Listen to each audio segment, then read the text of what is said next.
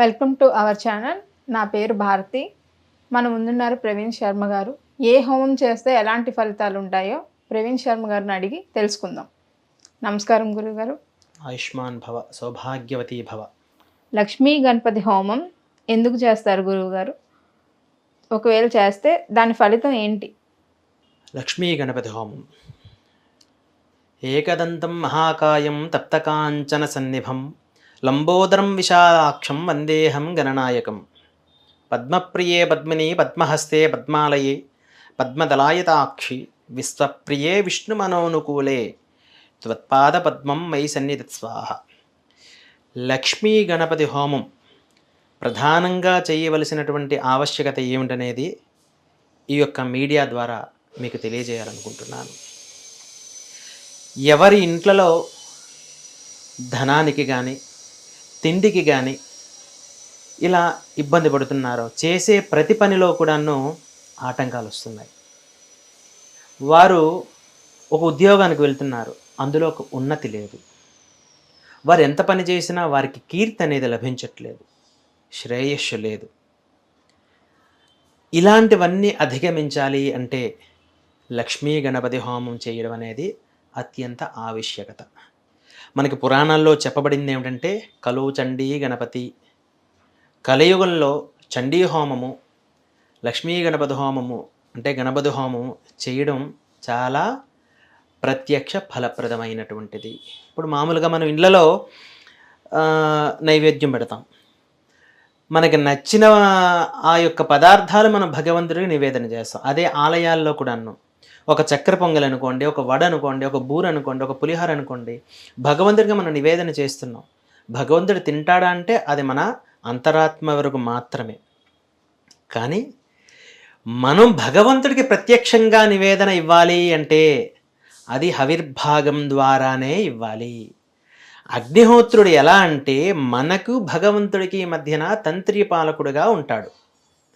తంత్రి పాలకుడు అంటే ఇప్పుడు చూడండి, ఎక్కడో హైదరాబాద్లో ఉన్న వాళ్ళు మన విశాఖపట్నానికి పోస్టల్ ద్వారా మనకు ఒక మెసేజ్ని ఇస్తారు. అది పూర్వం, ఇప్పుడు మొబైల్స్ వచ్చేసాయి అనుకోండి కాలక్రమేణా. కానీ ఇంతకుముందు ఒక మెసేజ్ మనకి రావాలంటే ఒక లెటర్ ద్వారా మనకి వచ్చేది. అలా ఈరోజు నేను ఈ కామ్యంతో చేస్తున్నాను, నేను చేసే ప్రతి పనిలో కూడాను ఆటంకం వస్తుంది, నాకు ఇంట్లో డబ్బు నిలవట్లేదు అని నేను లక్ష్మీ గణపతి హోమం చేయదలిచాను గురువుగారు అని చెప్పి ఎవరైతే వస్తారో వారికి లక్ష్మీ గణపతి హోమం సశాస్త్రీయంగా గణపతికి చతురావృతి తర్పణాలు అనేవి అత్యంత ప్రీతికరం. అంటే 440 సంఖ్యతో స్వామివారికి ఓం శ్రీం హ్రీం క్లీం గ్లౌం గంగణపతయే వరవరద సర్వజనం మే వసమానయ స్వాహ అనే ఆ మంత్రంతో తర్పణాలు చేసి, తర్వాత స్వామివారికి అత్యంత ప్రీతికరమైనటువంటి ఉండ్రాళ్ళతోటి 108 సార్లు స్వామివారికి ఆ హవిర్భాగంలోనే ఆ ద్రవ్యాన్ని మనం వేయడం ద్వారా ఆ ద్రవ్యం హుతమవుతుంది. అగ్నిహోత్రుడికి ఆ ద్రవ్యంతో పాటు నెయ్యి వేస్తాం. అంటే భగవంతులకి ఏంటంటే మనం ఇది ఎలాగైతే అన్నప్రసాదం మనం ఎలా తీసుకుంటున్నామో, భగవంతుడనే వారికి ఆ నెయ్యి అనేదే వారికి ఆహారము.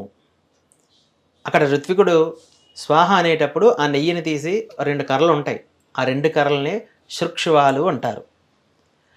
అది హవిర్భాగంలోనే ఆ యొక్క ద్రవ్యంతో పాటు కూడాను ఈ నెయ్యి వేయడం ద్వారా తంత్రి పాలకుడుగా ఉండేటువంటి అగ్నిహోత్రుడు స్వాహ అని మనం ఎప్పుడైతే వేస్తామో, ఓ గణనాయక, ఇదిగో ఫలానా గోత్రవర్గ్యులైనటువంటి ఆ దంపతులు వారు చేసే ప్రతి పనిలో కూడాను విజయం చేకూరాలని ఈ యొక్క హోమం చేయదలిచారు స్వామి అని మన తాలూకా రిక్విజేషన్ అని తీసుకెళ్ళి స్వామివారి ముందు ఉంచుతారు.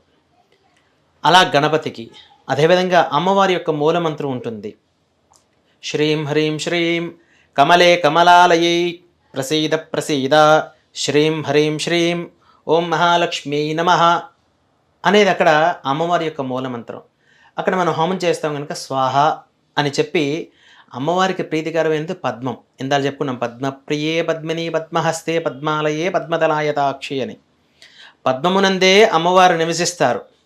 పద్మము అంటే కన్నులు కలిగినటువంటి అమ్మవారు ఆ యొక్క విష్ణువు యొక్క హృదయం నందు నివసించే "ఓ అమ్మ, ఇదిగో నీ యొక్క అనుగ్రహాన్ని పొందగోరి ఇంట్లో అలక్ష్మి అంటే లక్ష్మీ కటాక్షం లేకుండా ఉన్నామమ్మ, ఎంత వచ్చినా వెళ్ళిపోతుంది. స్థిరంగా మా ఇంట్లో ఎప్పుడూ ఉండేలా అనుగ్రహించమ్మా. నీకు ఇష్టమైనటువంటి ఓ తామర పువ్వులతో ఈ యొక్క హోమంలోని హవిర్భాగంగా హవిష్యులు వేస్తున్నామమ్మా. ఒకవేళ మనకి తామర పువ్వులు 360 రోజులు దొరకవు. అప్పుడు ఏం చేయాలి? ప్రత్యామ్నాయం అంటే తామర గింజలు ఉంటాయి. ఆ తామర గింజలతోటి అమ్మవారికి మనం ఆ హోమం చేయడం ద్వారా అమ్మవారి యొక్క కటాక్షం లభిస్తుంది.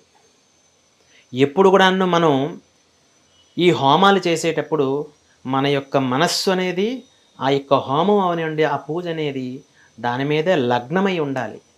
ఎందుకంటే మనిషి యొక్క మనస్సు ఎలా ఉంటుందంటే మనోజవం మారుత తుల్య వేగం. మన యొక్క మనసు గాలికండ వేగంగా పరిగెడుతుంది. ఈరోజు మనం ఇక్కడే కూర్చున్నాం, మీ ఇంట్లో ఏమవుతుందని మీ మనస్సు ఈ క్షణానికి నిన్న ఏం జరిగిందనేది ఒక ఆలోచన మీకు వస్తుంది. మీరు ఇక్కడ ఉన్నా ప్రత్యక్షంగా పరోక్షంగా మీ యొక్క మనస్సు మీ ఇంటి వైపే చూస్తుంది. అలా నిన్న నేను చండీ హోమం చేశాను, నిన్న ఈ టైం నేను చండీ హోమం చేశాను కదా అనే ఒక భావన నాకు అక్కడికి వెళ్ళిపోతుంది.